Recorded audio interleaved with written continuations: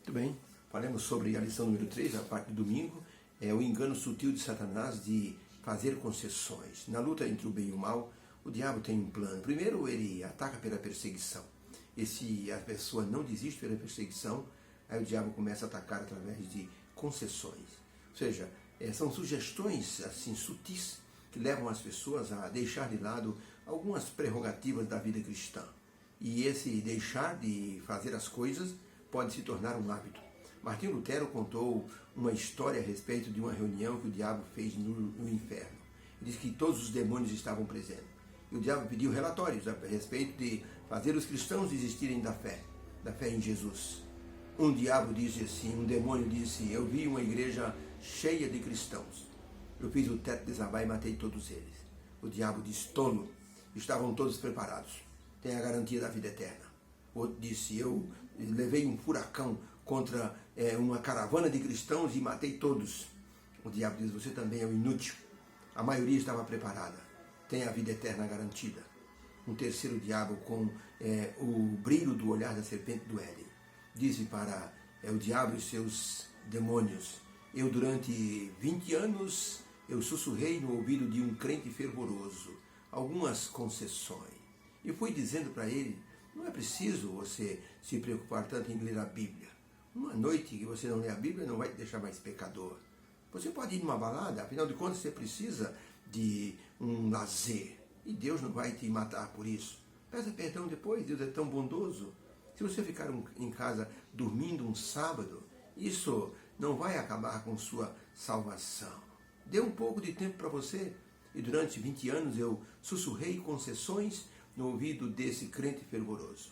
Eu tenho o prazer de dizer, diante de todos, que ele agora é nosso, está do nosso lado. O diabo bateu palmas, pediu palmas para que aquele demônio fosse assim ovacionado. E o diabo disse, a partir de hoje, esse é o nosso plano, concessões. Podem ir trabalhar. E não esqueçam, ajudem os cristãos a fazerem concessões. E pergunta número 1, que diferença podemos então notar entre o caráter de Cristo e o caráter de Lúcifer e de Satanás? Vamos ler dois textos. São João 14, verso meia dúzia, diz, disse Jesus, eu sou o caminho, a verdade e a vida. Ninguém vem ao Pai senão por mim. São João 8, 44, vós tendes por pai o diabo, e quereis fazer a sua vontade, porque ele é homicida desde o princípio, e nunca se firmou na verdade, porque nele não há verdade, porque quando ele profere mentira, fala do que lhe é próprio, porque é mentiroso e pai da mentira. Então a pergunta é, qual a diferença entre o caráter de Cristo e o caráter de Satanás? Resposta, Jesus é a verdade santa de Deus, e Satanás é o pai da mentira. Satanás tem o domínio da mentira e da falsidade. É capaz de citar um texto bíblico, distorcido com a intenção de convencer alguém a aceitar seus argumentos, como fez com Jesus no deserto da tentação. Não é assim que está escrito? Aos teus anjos dará ordem a teu respeito para que te guardem em todos os teus caminhos? Jesus respondeu, a todas as tentações está escrito. E com a palavra da verdade, ele então rejeitou as insinuações de Satanás de fazer concessões. Quando Eva foi atacada pela serpente no jardim, um ataque sutil, insinuoso, tranquilo. E ali, Eva, ela viu o quanto o engano pode ser fatal. No livro No Deserto da Tentação, na página 17, está escrito o seguinte, Eva admitiu que o discurso da serpente era muito sábio e que a proibição de Deus de comer o fruto era injusta. Ela olhava com ardente desejo para os frutos deliciosos da árvore, carregada com aqueles frutos que pareciam muito deliciosos. A serpente estava comendo um dos frutos com muito deleite e nessa forma Eva considerou que nada lhe havia acontecido, parecendo que a serpente era até mais sábia.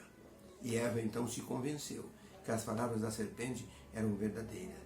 Deus não quer que você coma essa fruta, porque no dia que vocês comerem, vocês serão como Deus, conhecedores do bem e do mal. Olhem para mim, olha como eu estou mais sábia, olha como eu estou conversando com você, Eva.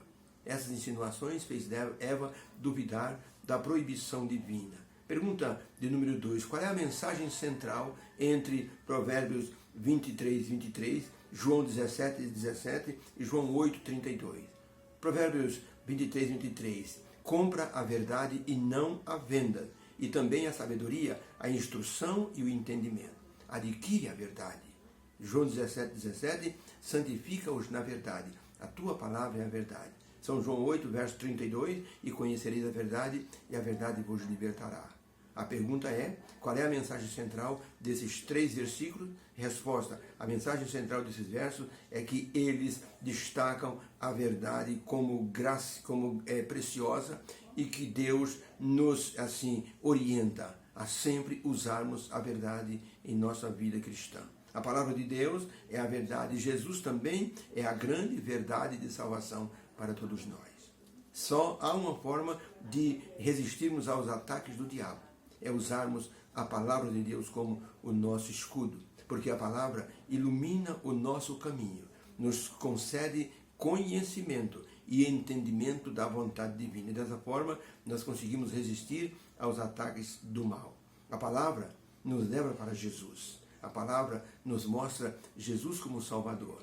A palavra nos permite ter o Espírito Santo, porque o Espírito Santo inspirou a palavra. Então, a finalidade da palavra é nos levar a Jesus como o grande Salvador e receber o poder do Espírito Santo para divulgarmos essa verdade entre outras pessoas. Inclusive, a palavra nos orienta de forma profética os acontecimentos que virão no tempo do fim, quando as bestas que subiu do mar e da terra, ou que subirá do mar e da terra, vão proclamar, assim, uma adoração falsa que não é a adoração que Deus ordenou. E dessa forma, milhões serão enganados. Mas os que estiverem firmados na verdade, esses continuarão firmes com a fé inabalável e servindo a Deus. Que o Senhor nos abençoe, que possamos rejeitar as concessões que o diabo vai sugerir ao nosso coração e que nossa fé esteja firmada na verdade. Que o Senhor te abençoe nesta semana. Amém.